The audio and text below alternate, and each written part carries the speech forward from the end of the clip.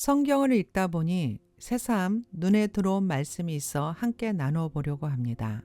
바로 아브라함의 조카 롯이 의로운 자라고 불린다는 사실입니다.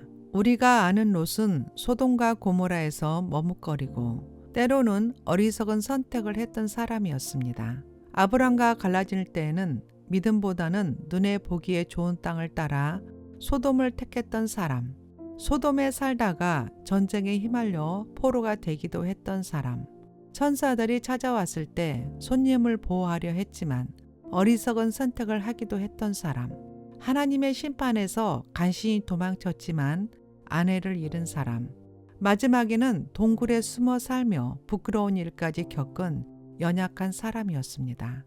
그런데 놀랍게도 성경은 이런 롯을 의로운 자라 부릅니다. 왜일까요? 베드로 후서 2장 7절에서 8절 말씀은 이렇게 말합니다. 무법한 자들의 음란한 행실로 말미암아 고통당하는 의로운 롯을 건지셨으니 이 의인이 그들 중에 거하여 날마다 저 불법한 행실을 보고 들으므로 그의 의로운 심령이 상함이라. 이 말씀을 되새기며 묵상하다 보니 성경이 롯을 의로운 자라 부른 이유를 깨닫게 되었습니다. 그것은 그의 모습이 의롭다 여길 만큼 완벽했기 때문이 아니었습니다. 롯은 소돔과 고모라라는 제약된 문화 속에서 살면서도 그 불법한 행실을 즐기지 않았습니다. 오히려 매일 그것을 보고 들으면서 마음이 괴로웠습니다. 겉으로는 연약하고 흔들리는 모습이 많았지만 그의 심령은 죄로 인해 상하고 고통스러워했던 것입니다.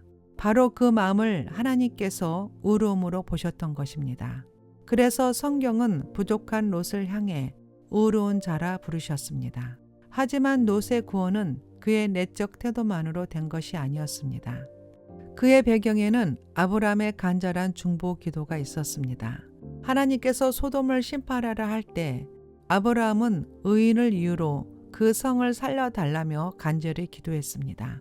비록 10명의 의인조차 없었지만 하나님은 아브라함의 기도를 기억하시고 롯을 구원해 주셨습니다.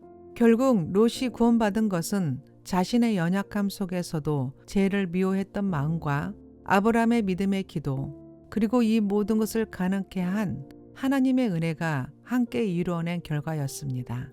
이러한 구약의 의로움은 신약에 와서 예수 그리스도를 통해 안전한 모습으로 드러납니다.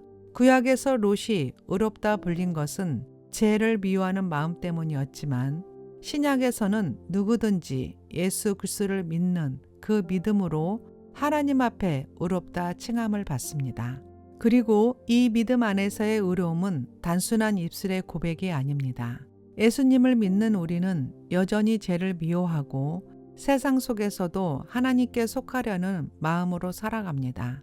우리는 완벽하지 않지만 예수 그리스도 안에서의 의롭다 칭함을 받았기에 그 은혜에 합당하게 죄를 거절하고 주님을 따르는 삶을 살아가야 합니다. 그럼 오늘 말씀을 통해 우리의 삶에 어떤 교훈을 얻을 수 있을까요? 롯의 이야기는 단순히 옛날 한 사람의 기록이 아니라 오늘을 사는 우리에게 깊은 메시지를 전해줍니다. 특별히 3가지 교훈을 함께 나누고자 합니다. 첫 번째, 내면의 양심을 지키는 것. 롯은 소돔이라는 제약의 도시에 살았지만 그의 마음은 그 불법한 행실 때문에 늘 괴로웠습니다. 눈에 보이는 환경은 죄로 가득했지만 그는 그 속에서 양심을 지키며 고통당했던 사람입니다. 오늘날 우리도 다르지 않습니다. SNS 속 화려한 비교, 끝없는 소비 문화, 거짓과 애곡된 정보들이 끊임없이 우리를 흔듭니다. 겉으로는 다 따라가야 할 것 같지만 하나님 앞에서 내 양심이 불편하다면 멈출 줄 아는 것, 그리고 내 마음을 지키려는 것이 진정한 의로움의 길입니다. 하나님은 우리의 외적인 모습보다 죄를 미워하고 양심을 지키려는 마음의 태도를 기이 보십니다. 두 번째는 관계 속에서 주어지는 구원입니다. 롯은 혼자가 아니라 아브라함의 기도 속에서 구원을 받았습니다. 하나님은 아브라함의 간절한 중보를 기억하시고 그 기도의 응답으로 롯을 살리셨습니다. 우리의 신앙도 마찬가지입니다. 때로는 내가 기도할 힘조차 없을 때 누군가의 기도가 나를 붙들어 줍니다. 가족의 기도, 교회의 중보, 친구의 눈물 어린 간구가 나를 다시 세우는 힘이 됩니다. 구원은 홀로 걷는 길이 아닙니다. 우리는 서로를 위해 기도하고 위로하고 붙들어 줄 때 하나님의 은혜가 관계를 통해 흘러갑니다. 하나님은 지금도 중보와 사랑의 관계 속에서 구원의 역사를 이루어 가십니다. 이것이 바로 우리가 누군가를 위해 기도해야 하는 이유입니다. 세 번째는 흔들림을 인정하는 용기입니다. 성경은 롯을 완벽한 의인으로 그리지 않습니다. 그의 흔들림과 연약함을 그대로 드러냅니다. 소돔 땅을 선택했던 잘못, 아내를 잃었던 아픔, 동굴에서의 부끄러운 사건까지 롯의 인생에는 실수와 상처가 분명히 있었습니다. 그런데 하나님은 그를 의로운 자라 불러주셨습니다. 이것은 우리에게 큰 위로가 됩니다. 우리도 신앙생활을 하면서 넘어질 때가 있고 때로는 잘못된 선택으로 인해 후회할 때가 있습니다. 나는 너무 부족해서 하나님께 쓰임받을 수 없겠지 하고 낙심할 때도 있지요.